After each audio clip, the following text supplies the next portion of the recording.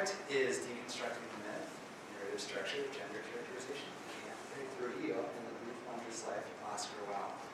My research centered around the 2007 novel, The Brief Wondrous Life of Oscar Wilde by Junot Diaz. It was the winner of the 2008 National Book Critics Circle Award, as well as a Pulitzer Prize for fiction.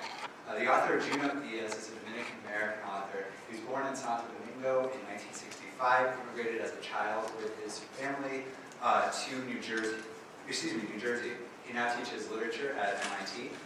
He's also the author of Drown, a collection of short stories centering upon the Hispanic experience growing up in the streets of New Jersey. Both Drown and The Brief Wondrous Life of Oscar Wilde are semi-autobiographical works by Diaz. Before we get too much into the research that I actually did, I need to give you an introduction to the novel itself. I think I'll do that by going through a list of characters because I focus more on the characters in my research, sharpen my hypotheses. I need to also start with Dominican history, which is possibly the most important part of this book. This is what the book was really written about, rather than individual experience. It's about a collective experience, being an immigrant, being stuck between two worlds. We all have somewhat of an experience with the American side of things, though we probably don't all have experience living in New Jersey. And, but I think a lot of us lack the perspective of Dominican history that is crucial to the understanding of this book. The first place to start is in the era of Trujillo. This was the epic of Dominican history between 1930 and 1961. When Generalissimo Rafael Leonidas Trujillo Molina was the dictator of the Dominican Republic. He came to power in a coup, quickly integrated the entire society under his own personal control in what his biographer Robert Krausfelder calls a honeycomb of power. It's called a honeycomb because it's rigid and interconnected the way he integrated the parts of Dominican society, the social aspects, the political and institutional structures, as well as the economic parts of the country. In addition to these structural and historical parts of his rule over the Dominican Republic, he also engineered an alternate national consciousness through what author Lauren Derby calls stagecraft. Part of his power was inspiring fear and keeping the nation under check by developing a personality cult around himself. And the stagecraft were specific, let's say, devices or events, certain culture that he actually manufactured along with his administration to keep control over the country. A couple instances, and one specifically mentioned in the novel I'm researching, is that he changed all of the national landmarks and renamed them after himself. Santo Domingo became Ciudad Trujillo. There were some churches he renamed after himself, just a long list of basically everything in the country that was renamed after him. Also, he changed the national motto to Dios y Trujillo, God and Trujillo, by that way equating himself with God, saying he was only just slightly after him in the public consciousness. And then he also maintained power by keeping the country in a state of fear, by perpetuating his image that he was always watching, always in control, and he did that through the use of a secret police force. I thought it was important to start here, because Trujillo, even though he only appears in the book a couple of times, is arguably the most character in the novel, since this novel was written as a response to Dominican history and the legacy of Trujillo. The novel itself also begins with a description of Trujillo, calling or equating him to an ancient curse that the author calls the fuku. And I'll talk more about the fuku later. I'll briefly go through the characters really quick. The main character is Oscar de Leon. He's a huge dork, let's say. He spends lots of his time reading graphic novels, sci-fi novels, etc. Not that there's anything wrong with that. He is a tragic romantic stemming from a traumatic childhood experience in which he was entangled in a love triangle with two other first grade girls. And he is thus exiled by, or kind of an outcast within his society. Lola is rebellious. His older sister, in fact, she's honestly Oscar's caretaker. His immigrant mother, Belly, spends a lot of her time working to support the family. She rebels by going to the New Jersey coast and surrendering her virginity to her boyfriend to get back at her mom for all the trauma that she put the daughter through in her childhood. And finally, the mother, Belly, is actually Dominican herself. She was orphaned as a child, raised by the cousin of her father.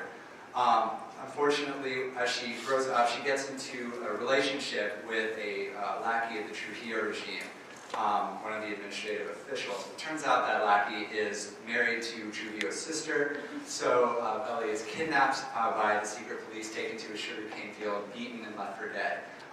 Through some sort of magical realist device. It's not entirely clear, but there's a mongoose involved. She escapes the country, goes to the United States, and raises her family. I'll turn to my research very quickly, because I'm running out of time. The Fuku is the ancient curse. Trujillo is equated to the Fuku, called the High Priest, because of the curse that he's seen both to the De Leon family, in the fictional part, as well as the curse he was to the Dominican people. There is an antidote to this curse, though. It's called the Safa. It's a magic word you utter under your breath to counteract the deleterious effects of the curse. And I think this relationship between Fuku and Safa, since the author himself, Diaz, calls his book a Safa, is a way to fight fiction with fiction.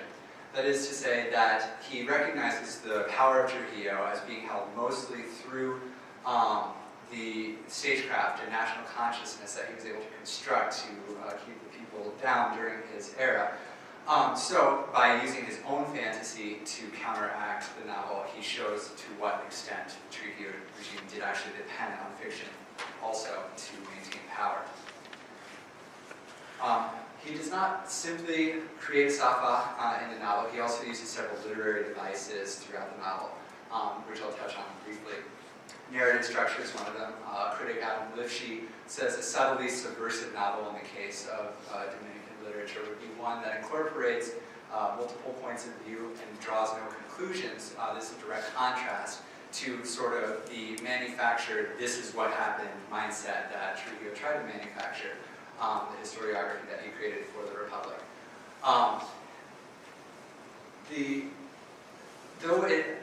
This novel has the appearance of adopting multiple points of view and drawing no conclusions.